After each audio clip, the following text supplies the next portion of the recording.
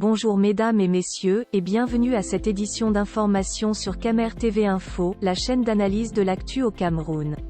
Ne rien taire pour plaire, ne rien dire pour nuire est notre credo. Voici pour commencer le titre de cette édition. Cette vidéo est réalisée à partir d'un post de nos confrères de Cameroun Web sur leur page Facebook intitulée « Voici comment Gogo a pris le pouvoir au palais des Toudi ». Mais avant de détailler l'intégralité de son contenu, veuillez prendre 3 secondes pour vous abonner à nos pages Facebook Camer TV Info ou sur YouTube Camer TV Info.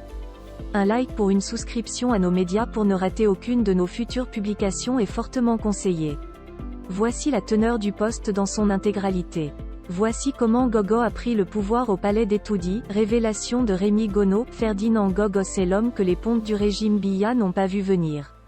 Dans les jupons de Chantal Biya avant qu'elle ne soit la première dame, l'actuel SG a posé ses pieds pour la première fois à la présidence camerounaise au mariage de Chantal avec Paul Biya le 23 avril 1994. Les deux entretiennent une relation particulière qui attise des commentaires dans le sérail. À en croire les révélations de Rémi Gono, officieusement Ferdinand Gogo est le numéro 1 des Toudi et représente le centre de la galaxie de la première dame et que Paul Biya n'est désormais qu'un faire-valoir au palais. L'équipe dirigeante se résume donc au réseau de Chantal Biya avec à sa tête Ferdinand Gogo qui coordonne tout. Actuellement les postes stratégiques sont uniquement occupés par des très proches de la première dame toujours dans l'optique de conserver le pouvoir. Dans ladite vidéo, l'activiste Rémi Gono a détaillé la nature de la relation qu'entretiennent les deux tourtereaux à Toudi après avoir brossé Paul-Éric Kingué et ses sorties hasardeuses sur Maurice Kamto, Gogo, le faux cousin qui entretient des relations bizarres avec Chantal Biya.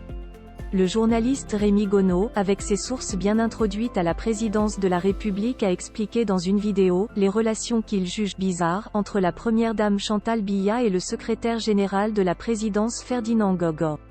Ce dernier contrairement à ce que tout le monde pensait n'est pas un cousin de Chantal Biya. Il n'a aucun lien de parenté avec la famille de la mère de Chantal Biya selon les révélations de Rémi Gono, précisant qu'au moins 70 km séparent le village du SG et celui de Rosette Boutchouang, la mère de Chantal Biya. Le journaliste révèle également que Chantal Biya a fait énormément pression sur son mari, Paul Biya, afin que ce dernier nomme Ferdinand Gogo au secrétariat général du cabinet civil de la présidence de la République. Malgré les frasques de ce dernier, il est toujours maintenu à son poste et promu parfois.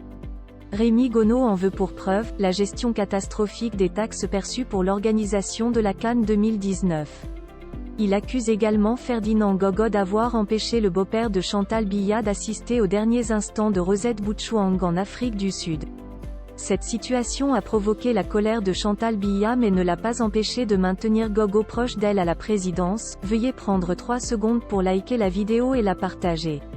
N'oubliez pas de vous abonner à la chaîne YouTube Camer TV Info. À bientôt pour de nouvelles publications. #End. Anglophone génocide.